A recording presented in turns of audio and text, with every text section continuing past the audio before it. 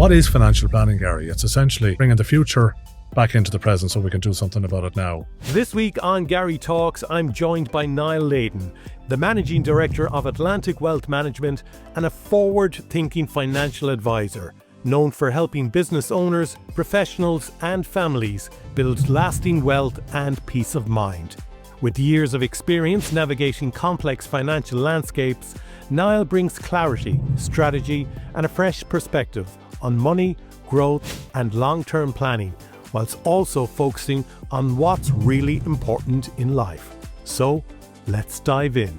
I would have said for a long time that traditionally people were buying high, selling low. I was nearly resigned to the fact that I was going to be killed. What injuries did you sustain? Was physically, emotionally and mentally spent. This is a GK Media podcast. Hey there, and welcome to another episode of Garry Talks. Before we dive in, a massive thank you for tuning in.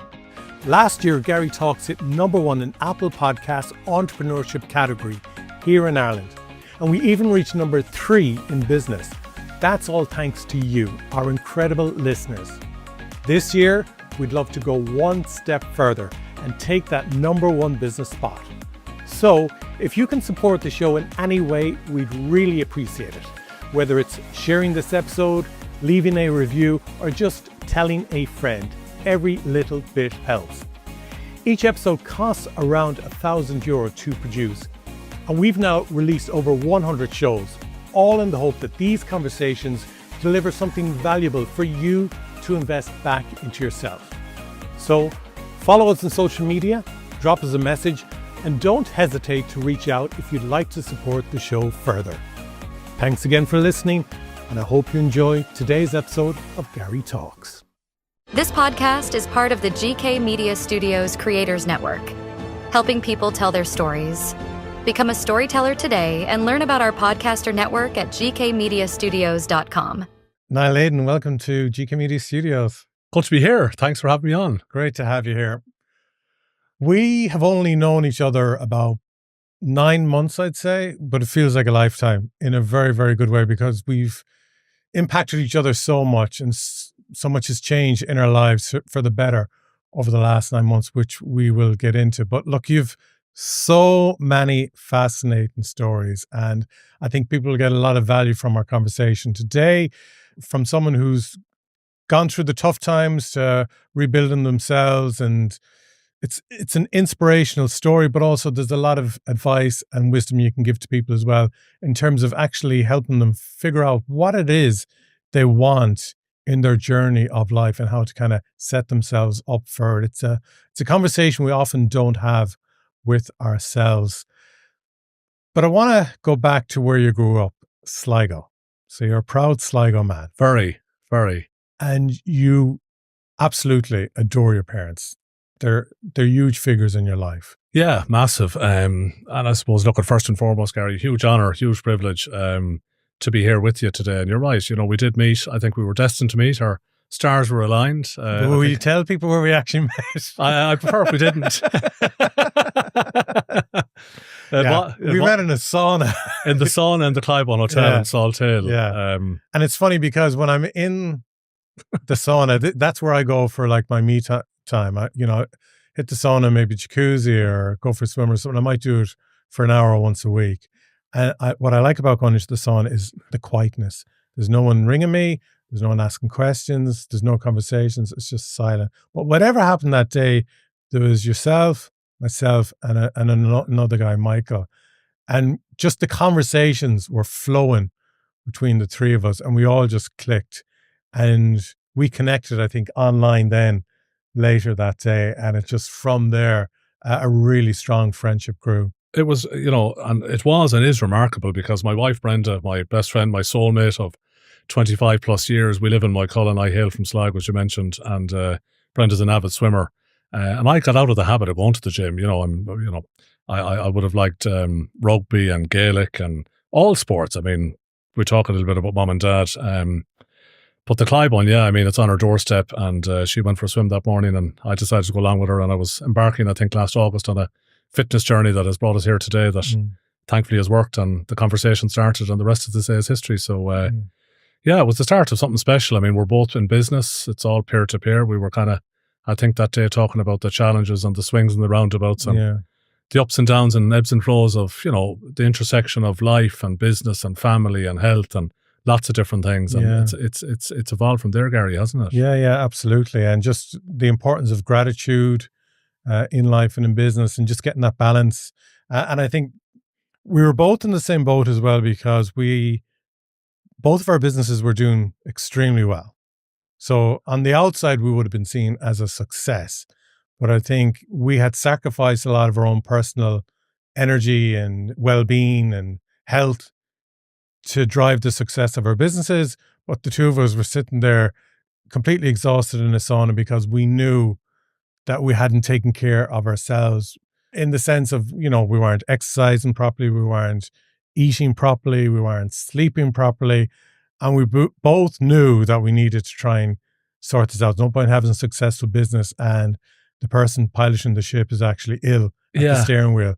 We figured out pretty quickly there and then that we needed to drive each other on to become healthier people, to drive our business and be better for our family. Definitely. I think you're being more than a little self-critical.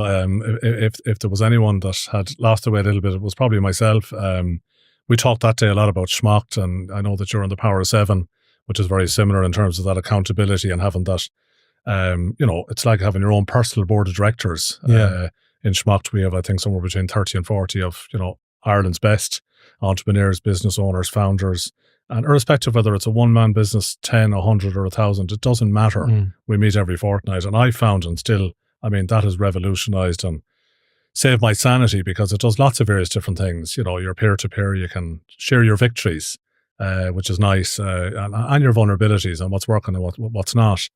And the three pillars I would have always grown up, we'll talk a little bit about mom and dad because not only are they my best friends and my inspiration, but they would have instilled values very much around that whole health, wealth, business and life. And, Dad's famous saying was and is, Niall, be where your feet are. What do you mean by that?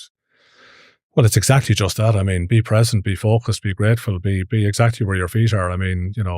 Like not to get ahead of yourself, is it? Not to get ahead of yourself. He'd have seen, I suppose I would have been a high red in personality types. I'm more a yellow now, but success isn't guaranteed to anybody, or his life or his time. And there is ups and downs and swings and roundabouts. And for a large part of my career, things were going extremely well.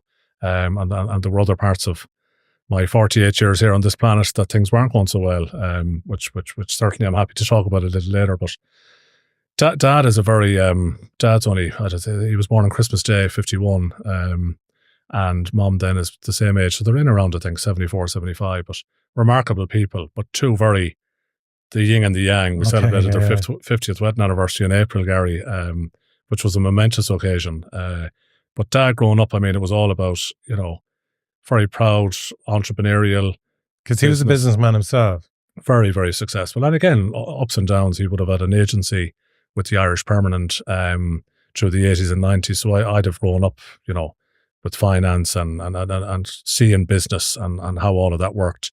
And in property. And then Mum then ran a bed and breakfast. My grandparents had a bed and breakfast beside the cathedral in Sligo town. So they would have had, I think it was a 10 or 11 bedroom guest house, but it was the same. Back then it was people traveling around the country. So it was the same faces every week. Yeah. So I'd have grown up in a very busy, happy, healthy house where it was full tilt. Dad was gone on Monday morning. You mightn't see him again till Friday evening. He was home he'd always be back for the football matches, and the small things were always big things in our house. He just was, it was sacrament. You spend time with me or Brian or Michelle or Valerie, and then Mum's mantra was, and it hangs all over our kitchen, live, love, laugh.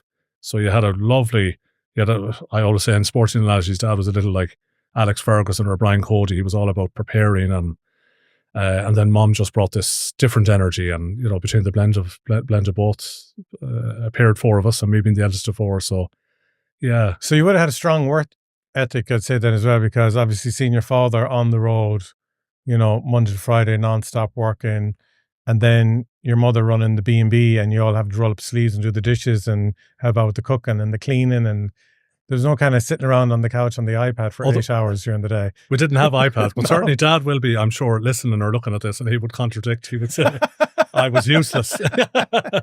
You're He said, missing all the time. He says, just, no, there were things you were good at, Niall. Your brother was much better, so we had a farm. Dad came from a farming background, and my granddad would have been a stonemason and loved farming and very proud people and dressed well and spoke well, but very humble, there was no silver spoon in our house.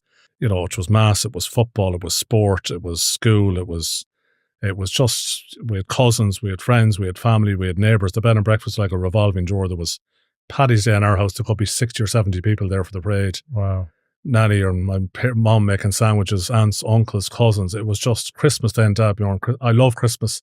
It's a festive time. So it was just we had a fabulous upbringing.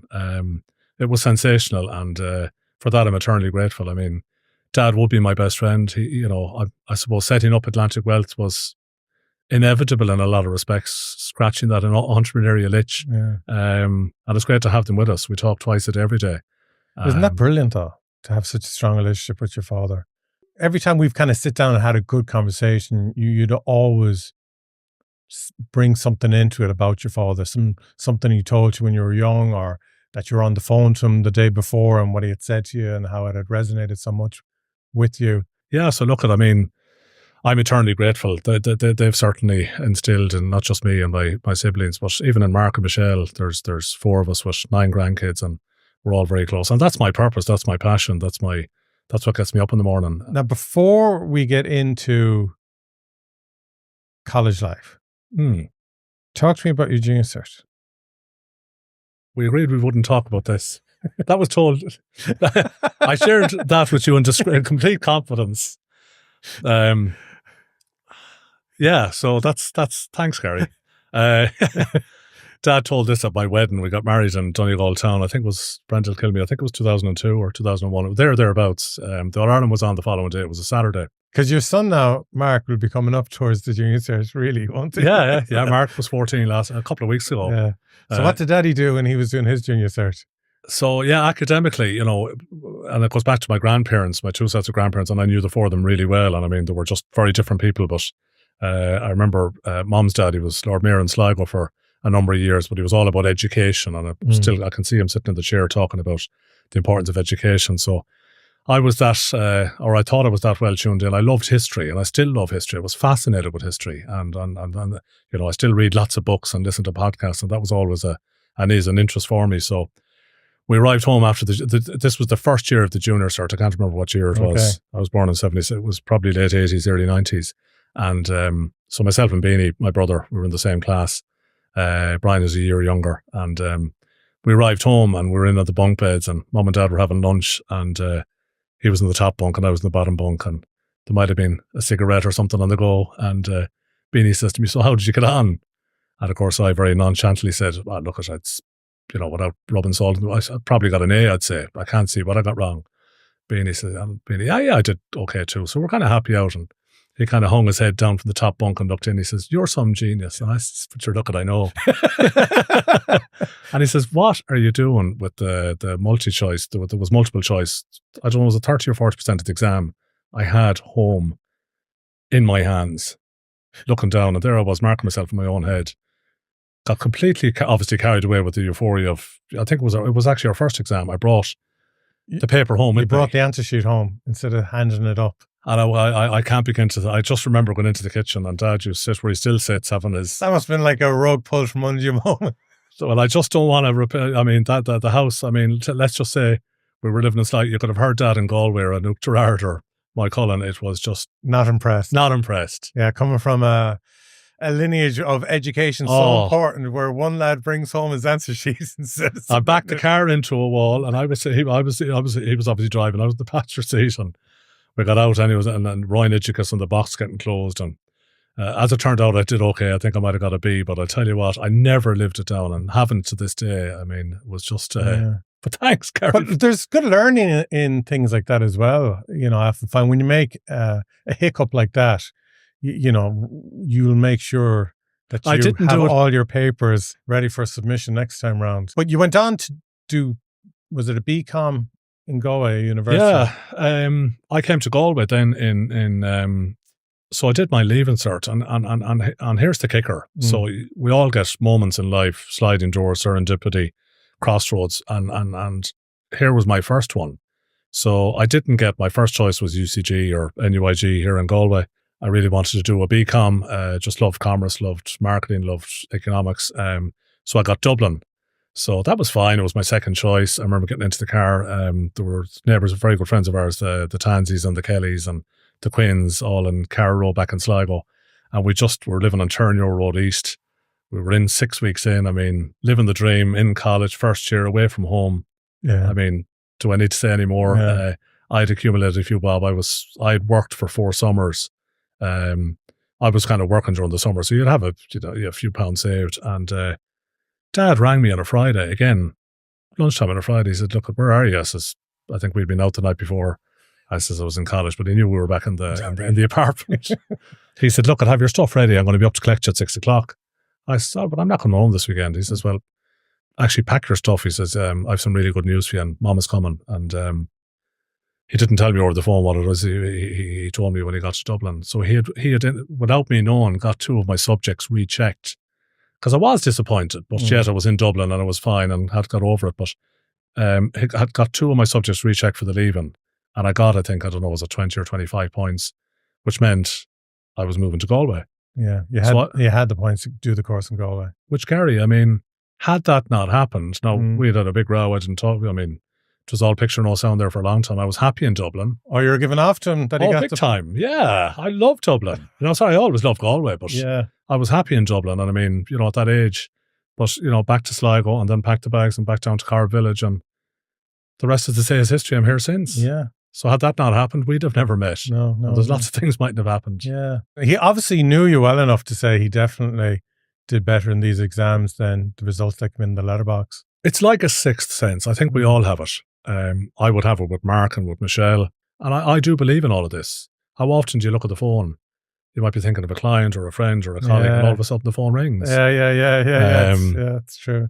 So I can't believe you brought up that history story. But so were you in school? I remember when I was in secondary school and there was these people that came in from the bank one day and they're telling us all about how great it would be to work in the bank after we finish school. And then another day, there's people coming in from an insurance company telling us how great it would be to work in an insurance company after we've kind of gone through this education system and so on. Did you know from a young age, the fact that you were saying you wanted to do commerce in college, did you know from a young enough age that you wanted to move in to finance as a career path? I think so, Garry. Yeah, I didn't know any, It just, I was always fascinated with history, with economics, with marketing. I would have read quite a bit growing up and, still read lots of books. If we go away for a few weeks, I'll just immerse myself in, it's not always Atomic Habits or Morgan Housel or Nick Murray or whatever the case may be. But I think for me, I won't say the straw that broke the camel's back, but what certainly helped me see the light was helping Dad. So Dad had the Irish Permanent Agency in Colooney, which is, just outside of Sligo town. So, and Mum would have helped him in that business. So I was, from a very early age, seeing people coming in and out doing lodgements. And then you're kind of in your own mind as a child growing up saying, well, what differentiates? It's like in sport or in business or in life. It's all hard work, really, isn't it? It's rarely luck. Yeah, absolutely. And money was more for me. It was the lifestyle that it allowed people to lead, whether it was going on holidays or whatever that might look like. So I was able to get a summer job. So to be fair, Dad being, his 6P rule, perfect prior preparation prevented poor performance, which it does. And, if you always do what's easy, you'll have a hard life. And if you always do what's hard, you'll have an easy life. So I had 12 weeks for 3 consecutive years travelling all over Connacht, from Donegal, Cavan, Monaghan, Sligo, Mayo, Galway, into the Midlands for the Irish Permanent on relief staff to help fund college. So I think my wage at the time was £150, and you got a £30 daily allowance for accommodation. But I had my mother's Polo. It was 83 SO 92, which was a 0.9 blue little Polo. So I was driving to and from the house every day. I think I could fill the car for maybe whatever it was, but I was probably saving a few bob on what I should have been spending on accommodation. But I loved, you were going into all of these different branches, wonderful teams, great staff. You were just welcomed in. So you might spend a week in Cavan, a week in Donegal, a week in Westport, Castlebar, Galway, Longford, Roscommon. So, and this is all during the 90s, is it? yeah. So this was a huge time in Ireland because we'd suddenly gone from pretty much known poverty in its entire existence as a country, coming out of the 80s, but 80s all the way back through centuries. That's right. Ireland was never a rich country. And then something kind of happened in the 90s. And I remember the World Cup, Italia 1990, and Ireland had beaten Romania and qualified for the quarterfinals of the World Cup. And that there was this huge lift of people. Suddenly Irish people had a sense of belief in themselves. Yeah. Huge pride, huge communal element coming together. And we were driving around Eyre Square in Galway, and the city was alive with it was just this feeling of we can be something. Yeah. And we can be something here. We don't have to go to America or London to become something. Something switched really that summer, I felt, in Ireland. And that's really then when the Irish economy really started growing and growing significantly compared to other European countries, something we had never seen in the entire existence of the country. So you're going in and out of banks and branches around the country, and there's this just surge of energy happening. And there was, because it'd be remiss of me not to say, like, I'd have seen mum and dad put in. I mean, mum would have worked from 8 o'clock at night to 8 o'clock in the morning in Garden Hill or in the Sligo General. So 12 hours nursing, come in then, feed 20 guests, go to bed maybe at 12 o'clock to get up again at 6 o'clock. So, like, I mean, they were working to help educate and rear and us. So, and that's not to say they were, just working 24/7, but there was that ethos there. So Dad would have encouraged me, if you like, to say, look at Niall, you need to lace your own shoes. If you're going to college, we'll certainly help you, but, get a job. So there was, and he's since passed, a very good family friend, Angus Bowl, was good enough to get me that job in the Irish Permanent. And I met Garry. When I say I met, I suppose there's people you meet in your life at a very early age. And there was one gentleman, a guy called Mark McCarthy. He hailed from Dublin, lives in Galway. I would have seen me from an early age on the counter dealing with staff coming in and out, lodging money. And it was becoming too frequent for it not to become a coincidence. So I was seeing people coming in, maybe lodging 100 quid a month or 1,000 quid a month or pounds a month, and they could have 10 or 50 or 100 or 200,000 in their account, earning nearly nothing. And, I had a good idea that inflation was we'd heard a lot about high interest rates and inflation, and there were financial consultants covering all of the branches. They were all good footballers. I remember Declan McGoldrick and Fintan Cahill and Kevin O'Neill that played with Mayo, and we had Jimmy Duggan down here in Galway, one of the all-stars in back in the 60s. So it was all this sport and business. But I couldn't understand. All these people were lodging money into deposit accounts. So I was encouraged then to refer them into a financial planner or consultant to say, look, there's a better way of investing your money, to put it into savings plans and invest and participate in the growth of the world. And I remember being shown by Mark and some of the team the difference in, say, earning 1% and 2% and being in. At the time, Irish Life had a fund called a consensus fund. It was Ireland's biggest fund, and I think it might have been doing 6, 7, 8 or 9% a year over a 10-year time horizon, but the difference is huge. So I became fascinated. So all of a sudden, the branches I was going into, the savings plans, started going through the roof. So I went to college, came out of college, did economics and marketing. After 3 years, went in with Aidan Daly and Jim Ward, had a fabulous year doing marketing, and part of that was placement. So I went into Irish Permanent head office in Stephen's Green, spent a year in Dublin there after my degree, and loved it. I mean, I was part of a team there, and we were still a building society, so it was very, very, very family-like. Yeah, it wasn't like it is today. I mean, it was nothing like it is today. Yeah, but I was missing terribly. So I was in the marketing department, but not dealing with people. Yeah. And I reached out to Mark. There was a job advertised in Castlebar and Westport, and Kevin O'Neill, who played with Mayo, and he was moving, I think, to Bank of Ireland at the time, and had a coffee at the time with Mark, who was the regional manager, and went to Castlebar and Westport, and, two great managers, two great teams, loved Mayo, and then we did so well down there.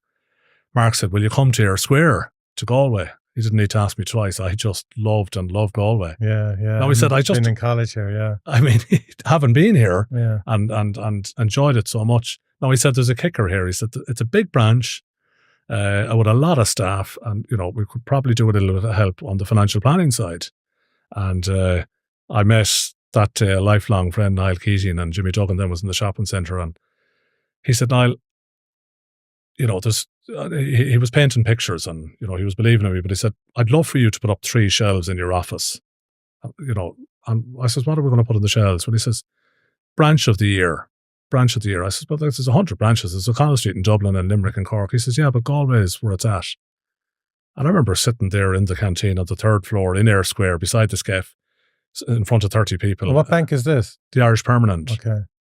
And lo and behold, we filled them through. I mean, that dream became a reality. Why? And then, Ulster Bank came knocking and spent 20 years there. So, out of, what's to say about planting little acorns become...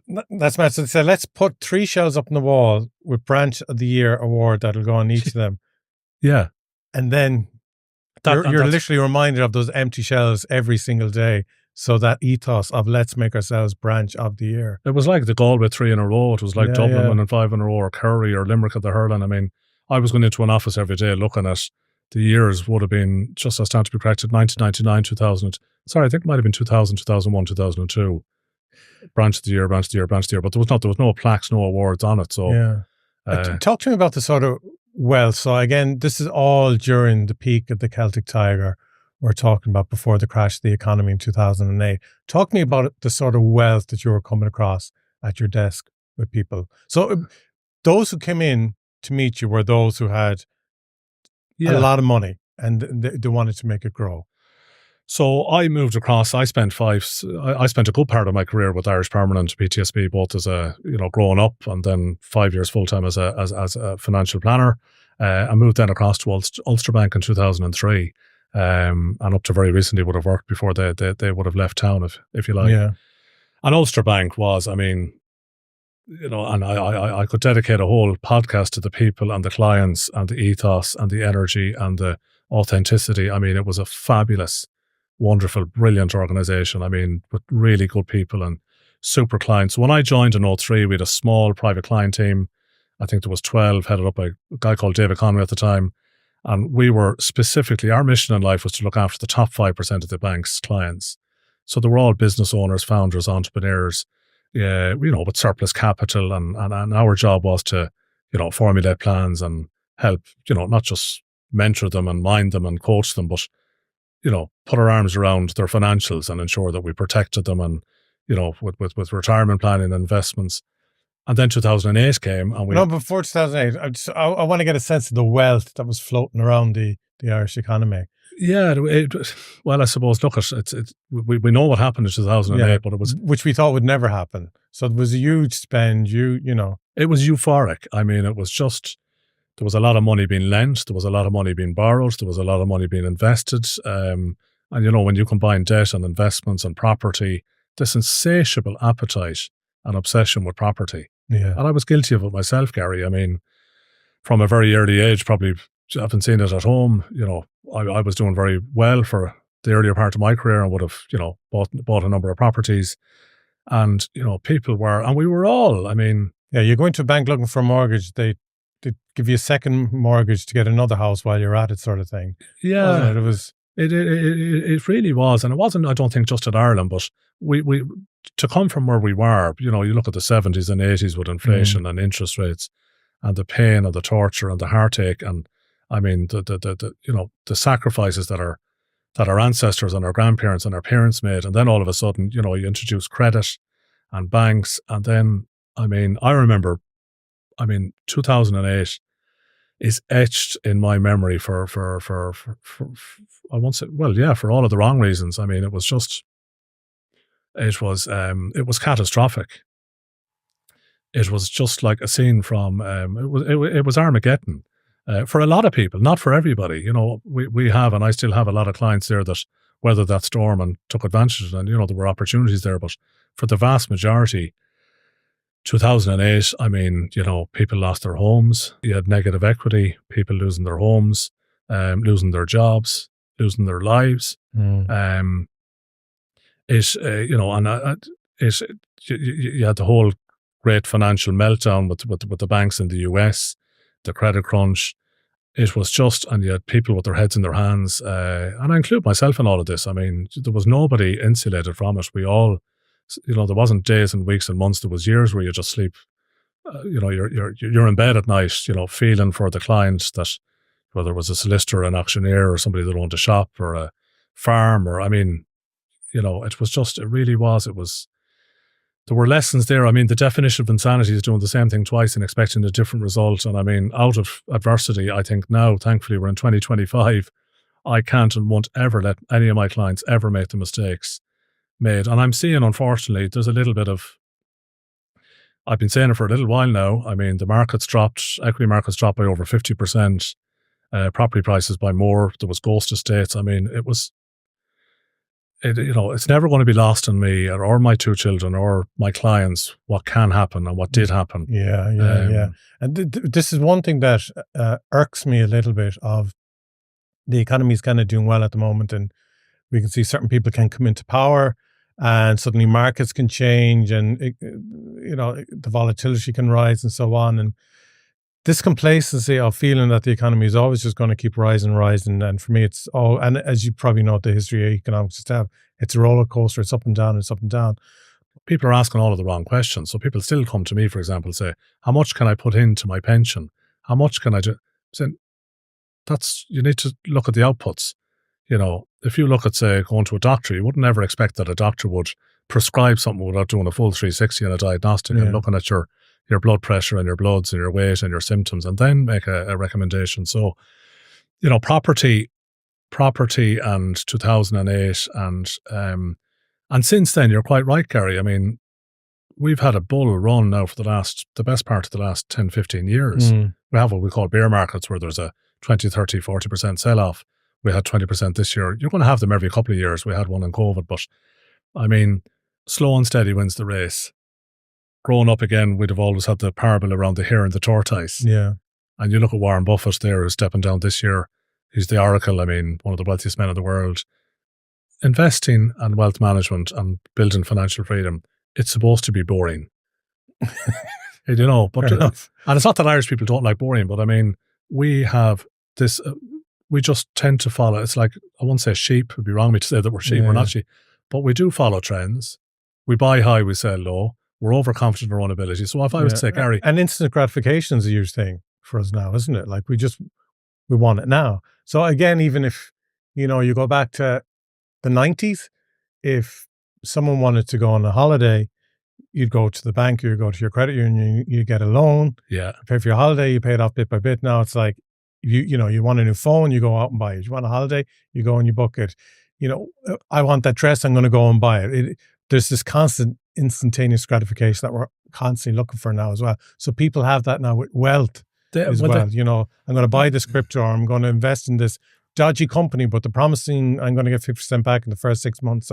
It's madness. And if it sounds too good to be true, it normally is. So you talk about holidays. Our holidays were Enniscrone. Enniscrone, I mean, it was Enniscrone actually, hitched at I-64.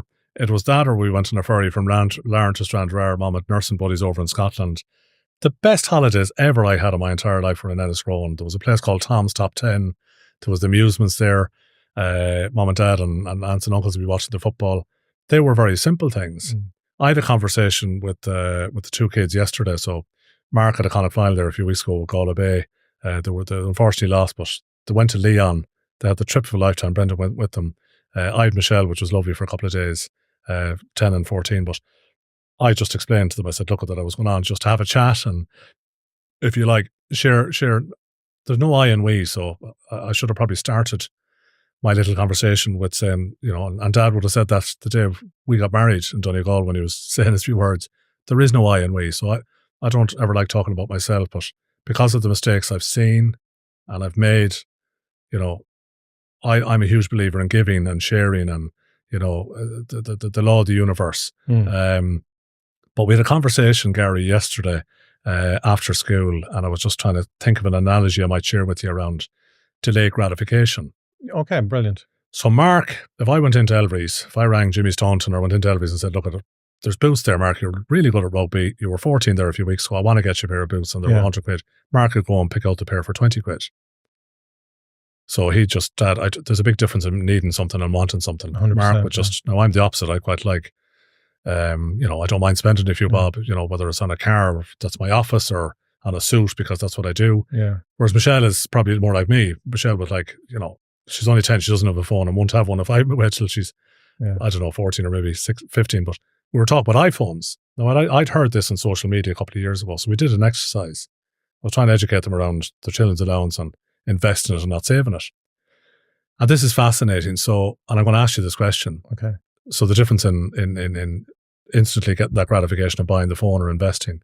So the Apple iPhone was launched in 2007.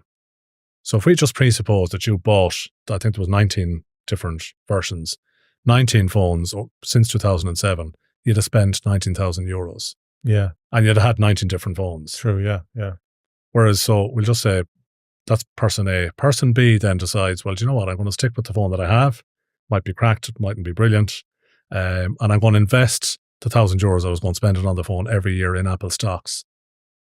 Okay. What would the difference be, do you think, Garry? So 19,000 and you have your phone every year and you're... Yeah. You're you top have of the that pops. look. So you're out with your friends. You can say, and look, I have the new phone. Yeah. Or you put the 1,000 euro instead into Apple shares. Double your money, worth 40.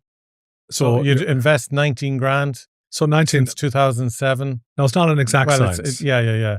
So if you put 19,000 into Apple share, I think Apple is trading in around $195 at the moment, you'd have 600,000 today. Wow.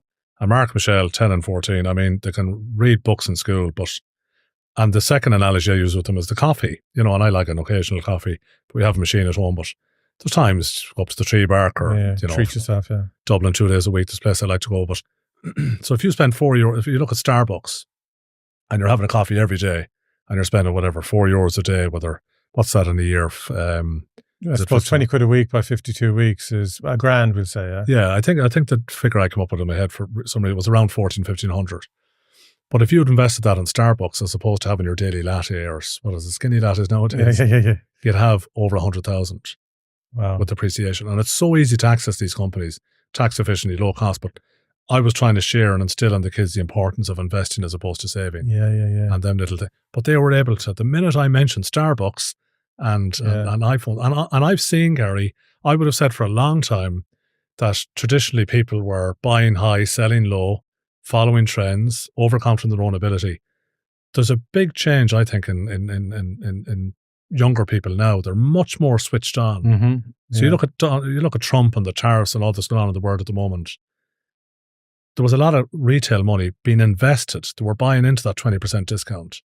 10, 12, 15, 20 years ago, it was the exact opposite. You look at 2008, thankfully, we had very few people that cashed in their chips to stay the course. It's time, not timing. Now people are looking for these opportunities. Markets are down, they're buying in. So I think people are listening to podcasts. They're looking at Morgan Housel. They're reading Nick Murray. They're tapping into different things. Constantly educating. They are, yeah. No, because definitely when I graduated from college in 2001, as far as I was concerned, my education was done now. I didn't have to learn ever again. That was the attitude. And it probably didn't help me with that attitude for a few years. But yeah, I agree with you, actually, wholeheartedly. I think sometimes there's a bit of bashing going on for the younger generation. I think they're amazing how, they take care of their health so much now. They respect their health so much, unlike my generation. Yeah. I admire them so much for this constant curiosity that they have for education and self-improvement. And like, there's a remarkable thing. I also think they're a lot more humble on the whole as well. They are. They haven't, because we grew up in very much a capitalistic type world, like we weren't as crazy, like Wolf of Wall Street stuff going on. But the 90s in Ireland, everyone was trying to, jump on the bandwagon and make money. But, when you strip it all away, when you strip all of this away, Garry, on the intersection of business and life and health and family, what does any of us really want? What does any of us really want? We want financial freedom. you want you want the ability to do what you want, where you want, with whom you want, with friends, with family, modest lifestyle. So it's all down for me to lifestyle. And our job then is to help clients, if you like, identify, maintain, and achieve their desired lifestyle, no matter what happens. So we talk about accidents and we planning and God smiles. I mean, life is not a dress rehearsal. Precious time is slipping away, and I mean, our time isn't infinite at all. It's not infinite, and I mean, what unfortunately still really frustrates me, and I share this frustration sometimes with clients, is we sometimes behave like time is finite. I mean, it's infinite rather, and it's not. I mean, we know people that get sick. We know people that die. I had a really good conversation yesterday with one of my best friend's sons, and I hope he certainly won't mind me sharing his name here today. But just to bring it back to, the meaning of life, and we obviously help money, translate money into meaning, into clarity, into purpose. But, I was talking yesterday to a young man, Charlie Gannon. So Charlie is 27, 28. He hails from Castlebar in Mayo.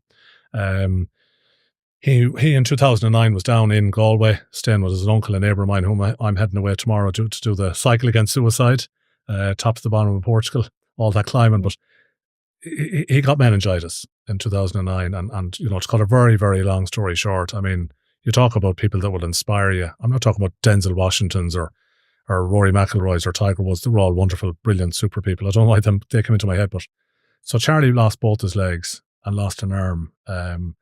I'd have spent a lot of my the earlier days. From meningitis? Yeah, from meningitis. A fabulously talented, wonderful, brilliant golfer, a brilliant son, a brilliant friend. He could have probably, I don't know, was he ever going to be a Rory McIlroy? But I mean, growing up, and we'd all be very close to his parents, but being in Crumlin the day that his parents were being told he was going to lose a leg, and I mean, if you met, and I will shortly, we're going to Killarney on the 13th of June to his brother's wedding. But we were talking yesterday, just a wonderful, brilliant conversation, and he brought home to me the importance of, I was saying we're coming on for a chat, and I says, what is your generation looking to hear nowadays? Because I don't want to be talking about myself. And he said, look at Niall, he said, it's just exactly like what you're saying. I mean, it's not all a bed of roses. And I think back to what, the physically and mentally and emotionally, not just what he went through or what his family went through. And I would have thought long and hard and had conversations with him through the 10 years. I mean, what we were worrying about was incidental to what Charlie's gone through. But the good news, I mean, he's friendly with Pádraig Harrington, Make-A-Wish Foundation. We brought him to Celtic Manor. We were at the Ryder Cup, walking up the fairway in the wheelchair. It was rained off till a Monday, talking to all the golfers, Woods, Mickelson, McIlroy, McDowell, Harrington. But dreams became a reality with Charlie. He's now working with PwC. He's doing in the gym. Paul O'Connell said to his dad there recently, he's doing in the gym what some of the Munster lads wouldn't do. I mean, and I'm sorry, I don't know. The reason I'm sharing that with you, Garry, is just to put perspective on all of this. There's a hero. There's an unsung hero that someday I'd love for you to have him on. Yeah. In 2019, your life was severely impacted. Yeah, I was in the Radisson in Athlone. It was November of 2019, and the following day I was going to New York to see my sister Michelle and her husband Colin and kids, and that was just a little annual holiday, 5 days just to go out and see them. And exit 13 Athlone, there was a car in front of me that very suddenly went, and I was only doing maybe 80, 90 kilometres an hour, but I could barely see with the rain, and the car in front of me veered very quickly into the left lane, and all I can remember then is the car's aquaplaning. We were on full beams, lights. I said, I was nearly resigned to the fact that I was going to be killed. I was just hoping I didn't kill anyone else, because I just lost complete control of the car. And started rolling, is it? It was aquaplaning. It was just spinning around. Donuts, yeah. So there was a sign. I remember seeing the sign that says, if I hit this, I don't know what's going to happen. But I did, and I went down into a ravine. And my only recollection then is the airbags and the glass and the smoke and hearing this voice. It was really like something you'd see in a film, but it was the SOS out of the fell out of the roof of the car, and it was just an automated, your coordinates are locked on, stay there. And to cut a very long story short, I got cut out of the car and got back, and I remember having a chat with the guy in the ambulance. He was getting married, and he was saying how cars had been going off. There was a camber on the road, and he was telling me about his wedding, but he was giving me the morphine, and that green whistle. Now, I became fairly good with that green whistle because little did I know I was going to be in the ambulance a few times. So the green whistle, you blow into this whistle if you need more morphine, is it? Yeah. Okay. I was like, I think I was getting fairly fond You're of the Pied it. Piper.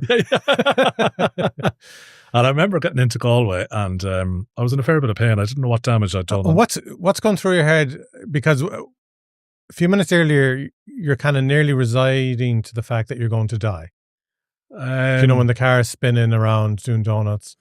Yeah. And then you know you're alive. And is it at this moment of, thank God I'm alive, or it's like, oh my God, there's going to be a road to recovery here? Or No, I'm thanking God I'm in Galway Hospital and Brenda's standing beside me. I was, and you are. I mean, you don't know how it's going to finish.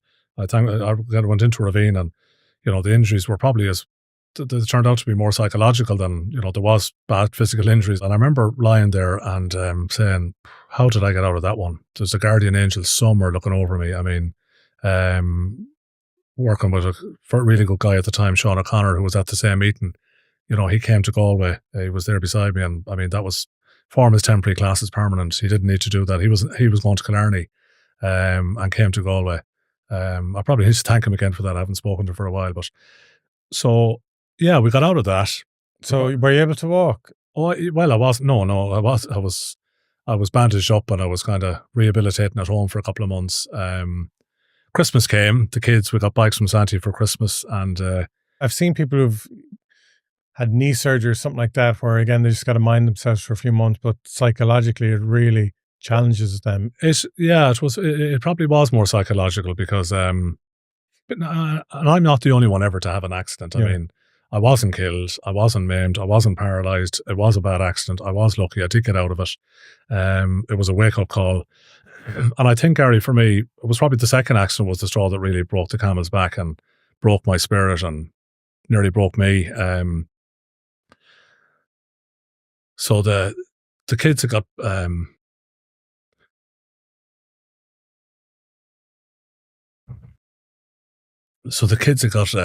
bikes from Santee for Christmas. So I wasn't in great form at all. I mean, I just wasn't. And a good few months had elapsed, and I was kind of coming back into myself. There was a double header in Pear Stadium. It was a Sunday, and I like cycling.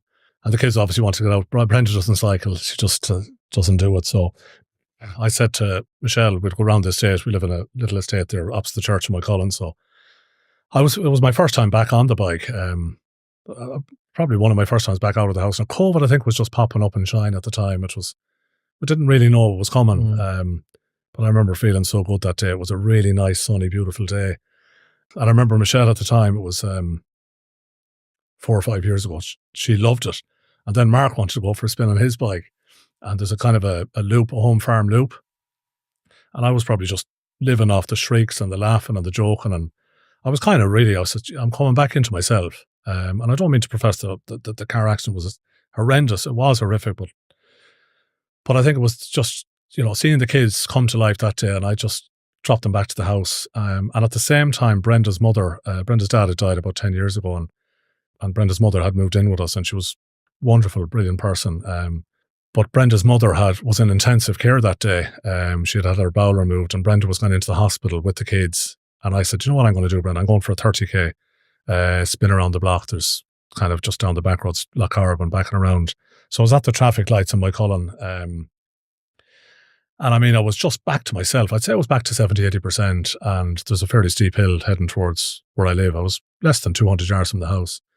And I was on the road heading down I mean, when I say a steep hill, I mean, it is really steep. Yeah. And there was an SUV coming out from the back of Super Value, and I was on the road. He was coming onto the road, and I was out of the saddle, kind of just pushing and enjoying life, and the sun on my back, and the sun was at my back, and he just pulled out.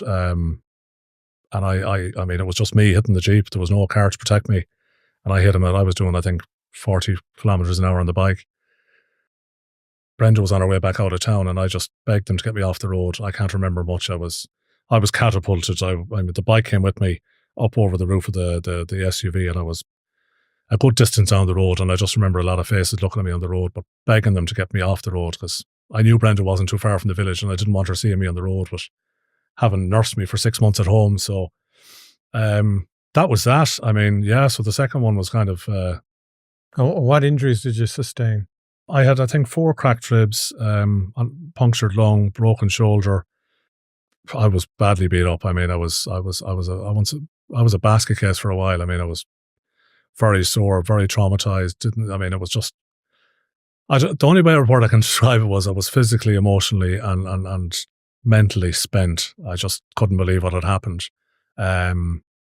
And COVID, I mean, this was all in the middle of COVID, and there's always, I mean, in hindsight, these things were the best thing ever happened to me, because it was the universe's way of slowing me down to speed me up. Yeah. That's what I needed. That's what I started telling myself. But I found refuge so we're not too far away from the sea, and there was a 5K limit, but I was getting into the sea 2 and 3 and sometimes 4 times a day. And I can't begin to describe what that Atlantic Ocean did for me. I mean, it was just That was your mind-boggling. sanctuary. Oh, Garry, it was and still is. I am so incredibly grateful. And for somebody that was reared by the sea in Sligo, I mean, Yates County, Strandhill and Ross's Point and Enniscrone and then Bulwer. So I was spending a lot of time in the sea, and I was finding myself indeed, and was recovering. But I thought I was recovering. But obviously I wasn't, because I was on rinse and repeat. Everyone that met me, what happened, and I was recounting, and people mean well. Yeah. They were knocking at the door and talking through windows and with masks, but what were your injuries and what happened? And was it the car, was it the bike? And I was just, and there was one particular day, and I'll never forget it. It was just a dark, miserable, wet, damp day in the middle of COVID. The electricity was off, and I was delighted it was off, because I couldn't look or listen to the television. I mean, it was, you remember what was going on. And it wasn't that I wasn't empathizing or being at a very humanitarian level. It was horrendous what was going on, but just a day of not listening to it was probably what I needed. Yeah. And we came back from the sea, and I was freezing, and we were in the kitchen. And this is after your second accident. Yeah. Yeah. And I remember just wanting to get into the shower, and Brenda was, we have a gas stove, and I was thankful that was there, because we're having an omelette or scrambled egg or something. But I will never, if I was to die tomorrow morning and lie in my deathbed and smile up at Mark, he looked at me like he'd never looked at me before. He says, "Daddy, can I say something to you?" I says, "You're beginning to sound like my dad now. That's like something I'd hear growing up." I says, "Go on, go for it." All I was thinking now. And he's 10 years of age. He's 10. I just want to get in the shower. Can we talk about this when I get back down? But he said, "Dad," he says, "why do you keep telling everyone how unlucky you are?" And I just thought he was joking. Then he just went on to say, "You're lucky you're still here." And he had a bowl of cereal. I don't know, it was a Cocoa Pops or Frosties or whatever he had. And he went off into whatever he was doing in the sitting room with Michelle. And I just looked at Brenda. I mean, there's moments in your life, and that was my moment. That was my sliding doors. That was my calling. It was nearly like getting a stake in the heart. A 10-year-old saying, "Here you are playing the victim, procrastinating, giving out, telling everyone else how to live their life. And all you're doing now is, being the victim." I mean, you've had a few knocks. You've had 2 really bad accidents. You could have been killed. You haven't been. You're still here. And all you're doing is whinging and moaning and feeling sorry for yourself. And I hadn't, I don't know if it feels strange even sharing this now, but I actually hadn't cried since my grandmother died, my mother's mother. And I went up and sat in the shower for 20 minutes. And I says, "What am I at? Where am I going? What am I doing?" And it was in that day and that moment and that tile that was the birth of Atlantic Wealth Management. I mean, I was really lucky. I mean, at the time Ulster Bank were leaving, I was in Irish Life looking after Ulster Bank clients, and I have to give them massive credit. I mean, the Irish Life, they're a big organisation. I was only a very small cog in a big wheel. They were good to me when I needed it. But I decided there and then, I said, "You know what, I need to follow my calling in life." And we sat on the rock over in Spittal shortly thereafter, and I had a little black diary, the Atomic Habit diary. I used to buy 10 every year and 9 to my clients. And we had 100 names or 100 plus names. What do we call the business? And the 2 kids sitting either side of me saying, "You have to call it after the sea." Now, as it happens, my brother Brian is Atlantic Hygiene. Okay. And I'm Atlantic Wealth Management. But I mean, the sea, just, you talk about Wim Hof and cold baths and ice baths, and it's all out there. But yeah, because you're still in the Atlantic nearly at least once a day, aren't you? Absolutely. Yeah, you love the Atlantic. Love the sea. You had a third accident then? I had, yeah. I'm nearly guilty of sharing the third accident. One of my best friends, I mean, there was 8 of us, I think, on the spin that day, and we were just heading back into my Cullen. So 2 of them accidents happened within a kilometre of the house. Wow. And I'd have heard that growing up, be very careful coming in around. And I'd be pretty careful and very balanced and measured and lots of different things. But my buddy in front of me clipped a cone, one of the little traffic cones, bollards, and I came down over him and cracked a few ribs and punctured a lung and broke the other shoulder. But I mean, it was nothing like. So you got two shoulders broken. I don't know what AC joints. You see me in the gym there. Was trying to, it was nearly like when I went into A&E the third time. But you didn't go on as much of a downer, did you? Because no, I didn't. No, Mark had already said his piece. Yeah. No, I took a bit of rehabilitating. Of course, my weight, unfortunately, we talk a lot about health being wealth, and I mean, I've learned that the hard way. So we set up, as you know, Christmas Day of 2024, and 24 was a phenomenal year. And the three pillars I kind of swear by is family, business, and health. And it was probably in that order. And, I'd never give myself a 10 out of 10, but I was happy that I was more than delivering on the family front. Business was absolutely flying. There was clients from all over the country. They knew I'd set up a new practice. They knew me, they trusted me, they probably liked me and respected that I could have uncomfortable conversations and put a bit of schmutz in them. But my health fell off a cliff. Yeah. Our mission in Atlantic Wealth Management is very much around those three Ps. Purpose, number one, understand your purpose. Two, what I've been doing for 25 years, but really doing it now, I mean, is the plan. The financial plan is your GPS, it's your set of coordinates. Because what is financial planning, Garry? It's essentially, it's bringing the future back into the present so we can do something about it now. So we can have a look and say, okay, this is where we are now. This is where we want to go. So this is like me saying, I want to have a little apartment for myself in, we'll say, initially in 20 years' time when I plan to retire. Yeah. Simple things like that. But so what you start doing then is planning it out then. Correct. So what you need then to kind of consider is looking at cash flow. So you have your assets and liabilities, your income and outcomes, when they start, when they stop. If the business is earning, say, 10,000 a month and we're spending 5,000 or 6,000 a month, and the business or personally or professionally has 3,000 or 4,000 surplus profit, well, what then? It's all about tax optimization. And that's really, really important because, you put it in the bank, you get 1 or 2%. Inflation's run at 3%. If you leave it in the company, so we very much partner with some of Ireland's leading tax consultants, accountants, legal people, so that it's, when we're sitting with a business, it's very much a team sport. Okay, yeah. Whereas in years gone by, and I would have seen a lot of this in dealing with businesses, it's all in silos. So our mantra is very simply, we're only going to ever do this if we're working very closely with your accountant, with your tax consultants, with your legal people.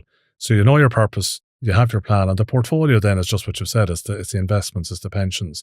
But that's the fuel, the power of the plan. They're only the tools in the bag that serve the financial plan. And we'll sit then and we'll review it every 6 months. But when you bring all of that together, it's lifestyle financial planning, because it's all down to lifestyle, because we talk about health, lifestyle. So I'd often say to a client, what does good look like in 10 years? Now, this could be a client worth 3, 5, 10, 12 million. They don't know, but I'll tell you what they do know. They know what they don't want. Yeah. So that then gives us the wherewithal to kind of build a plan that's going to tick all their boxes personally and financially. And it's all then about knowing your numbers. So a lot of people are, they've different pots in different places. But when you bring it all, they're not sure, have I enough? Have I too much? Have I too little? Some people don't want to retire. They're saying retire and then run out of money. And others then are working too long when they could have been maybe playing and enjoying retirement. So no, we all know our PIN number. We all know our PPSN number. We know our account number. We know our dates of birth. But people should know and need to know what their number is in terms of giving them that financial freedom, because, financial freedom is just that. It's freedom from financial worry. Yeah. So that's what we're very passionate about in our business. It's very purpose-led financial planning. Yeah, like you say, your health is your wealth. Well, I prefer not to get into the numbers, but I knew when I was, last year at my heaviest, but it's the non-scale victories, getting back into the gym, lifting weights, nutrition, you're sleeping better, you're thinking better, you're feeling better, you might be looking a little bit better, your conversations are better, your client outcomes are better, everything is better. And I would attribute all that to just, I talk lots about habits, and it is just that 1% better every day is 37% better in a year. I mean, and that's incremental changes, and we'll all have a bad day. Don't get me wrong. We had a great time at the mum and dad's 50th and go to Easter, and we'll have a nice summer, but it's getting back in the wagon and leaning into being uncomfortable. Yes. This is certainly not comfortable, but no. sharing my soul. Yeah, no, that's great. Look, and you've been brilliant, kind of encouraging me and pushing me on in both personal life in terms of, eating more healthy and training, and you've been pushing me on as well in business. And it's so important, and I've said it on other episodes before, it's so important to surround yourself with, cheerleaders, people who cheer you on, support you, shoulder you, give you that belief when you lose it in yourself and so on. So thank you for all that you have, the abundance that you have given me over the past year. I mean, as I said, it's benefited massively, both personally and professionally. You're a great guy. And I think it's important that people know that. And it exudes in your business as well, because it comes from such a good place. It comes from helping people out to what they want in life.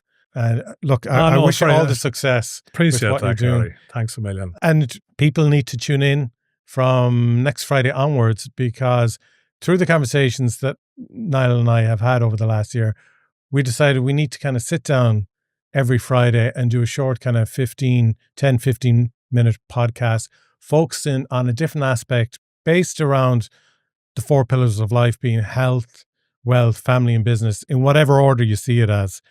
But we've had huge experience ourselves over the years, and we were working out, like, collectively, I think we're 50 years in business. Yeah, we are. There's 2 of us. So, and there's a lot that we have faced in terms of ups and downs and challenges and accomplishments and so on. So it's something that we, little stories or anecdotes we want to share with listeners every week to hopefully just supercharge them heading into the following week and so on. So that's a kind of a great thing we've kicked off from meeting as well over the past year, where we can kind of give back now to people who listen to Garry Talks. But I had asked you if you could do a little exercise for me, if you didn't mind, before you came in today.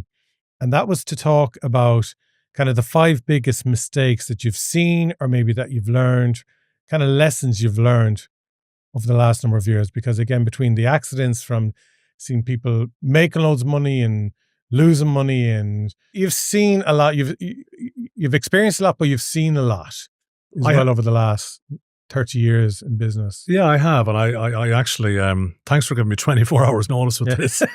The kids come in from school. Not like a deadline. Yeah.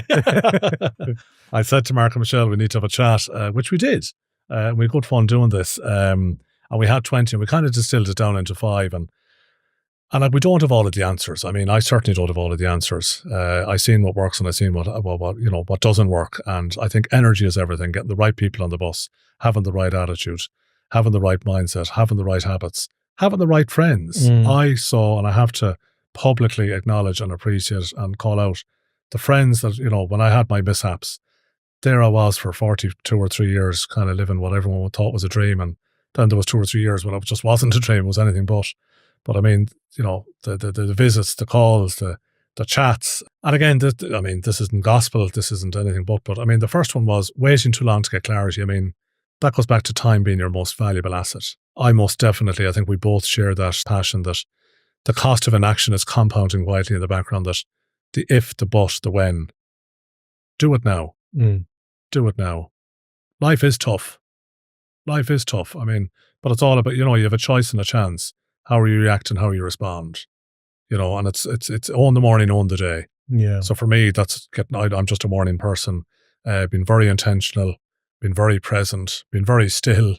I like to talk quite a bit, but there's an hour there in the morning with, the dog, whether it's in the beach or going for a walk or into the gym or ice bath, or just getting down on paper, WIN, what's important now? What are we going to get done today? So the second one then was, I mean, this is so true. Flying solo without a plan. So no one builds a great life, business, or legacy alone. The right guide changes everything and everyone. So let that just sit with you for a second.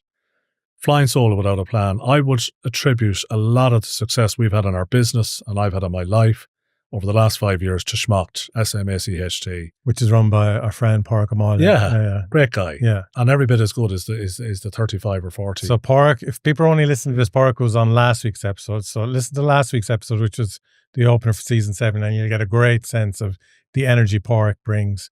I have got, I'd say this week, in the last 10 days, But the cycle against suicide, I know it's. Oh yeah. So, and just to say as well, despite you being in 2 cycling accidents, you're heading off to Portugal tomorrow. Yeah. For a 1,000 kilometer cycle, raising funds for a cycle against suicide. Yeah. So I swore that when I got out of all of that quagmire that I'd give back. So we did Miss into Mal, and I did it with a good friend there, Pat Hayes, where we went from Cork to Donegal with the cycle against suicide. They made me promise them I'd do the Portugal one, which is from the top to the bottom. Wow. It's not allowed. It's 738 kilometers. But one of the geniuses on a Zoom last week said, just be aware the climbing, it's 11,000 meters, which is 13% higher than Everest. So wow, that's going to be a challenge. But I mean, we talked about schmuck, Garry, and you're right. The people, the owners, and you know a lot of these people, they're in every province and every county. That for me has just been invaluable. So a massive big thank you to each and every one of them. They're all legends. They really are. Yeah. So flying solo without a plan is number 2. Yeah. Number 3, I mean, if I could put this in bold writing, I would, confusing income with wealth. So what I'm saying here is high earnings don't equal freedom. Real wealth is what you keep, grow, and can walk away with. So we talked about what real wealth is there. You know, there's a big difference. I know lots of people earning 6 and 7 figure salaries, but I mean, they're tax inefficient. You know, the delayed gratification, we talked about the Starbucks and but have a plan and stick to the plan. Have somebody that you trust will drive the car and resist the temptation to grab the steering wheel. Know what you're doing, that if you're generating that money, that you need to do this all very tax efficiently and get expert advice. And that's why we're very kind of that holistic needs-based, do a 360. But having income and wealth, I mean, it's a good point, because people could earn a lot of money, but it doesn't necessarily mean they're happy. But with what they're earning, if they're actually putting it aside, doing something with it to achieve that big goal for them, it'll get them, because wealth whispers. You know, the wealthiest people I know, they don't flaunt it. I mean, you know, it's not about buying the big flashy house or the villa or the big car. Yeah, they're often the ones who can't afford it. Yeah, well, that's what I've learned over the years. Yeah, for sure. The fourth one then, Garry, I mean, chasing returns, not purpose. The goal isn't to beat the market, it's to live a life that's rich in time, freedom, and meaning. So financial planning that's the word I live in. It's time, money, and planning. That's the word I live in, where people are saving and they're spending. And we'd always encourage people to, you know, invest the balance, you know, spend less than you earn and invest the balance, but make sure you're getting a good return on it. And that eighth wonder of the world, compounding. And the fifth one then, I mean, this should be number 1, sacrificing health for hustle. What's the point of financial freedom if you're too tired, too sick, or too late to enjoy it? Yeah. You cannot pour from an empty jug. We live every day, we die once. My mantra has and always was, even in the bad times, carpe diem. You know, we're lucky to be here. We have so much to be grateful for. You know, life is there to be lived to the full, to the max. Yeah. And don't wait for the perfect day or the perfect moment. Precious time is slipping away. It's not a dress rehearsal. Yes, work hard, but enjoy the small things are big things in life. Yeah. Just more. I mean, just take a breath. Okay, but what do you think, looking back now, if you're ever on your deathbed, would be the things that you would say you'd kind of... I would say time is your real wealth. It's not the material things. Time is your real wealth. I mean, if I was to say to you 3 to 5 years from now, some of the people's nearest, and you know, you're lucky enough to have your parents, you know, you've asked a question, so I'll maybe ask you one. So 3 to 5 years from now, you know, are you prioritizing the right things right now in life in terms of who you're spending time with and what you're doing? So if in 3 or 5 years, some of the people closest and nearest to you might not be with you, are you getting that trip away or weekend away or day away? Or in business, are the things that you're saying, you know, action beats intention all day, every day. So, and I try, and I get a lot wrong. I mean, I sound like I'm doing everything right. I don't. And you know, and it'd be wrong of me to say that, but know what your enough looks like. Yeah. For me, it's been at the football pitch. It's with the kids, having the crack. They're not going to be 10 and 14 forever. It's spending time with mom and dad. It's spending time with Brenda. Spending time with friends and family. Getting an odd weekend away. Small things are big things. Yeah. I mean, it's just that simple. But live every day and die once. Niall, thank you so much for joining me today on Garry Talks. I've enjoyed every second of our conversation, and I look forward to chatting with you again next Friday for more chats about life, the ups and downs, the ebbs and flows, I'd say, and best of luck in Portugal for the big cycle. Thanks a million, Garry. Great to be here. Thank you. Cheers. This is a GK Media podcast.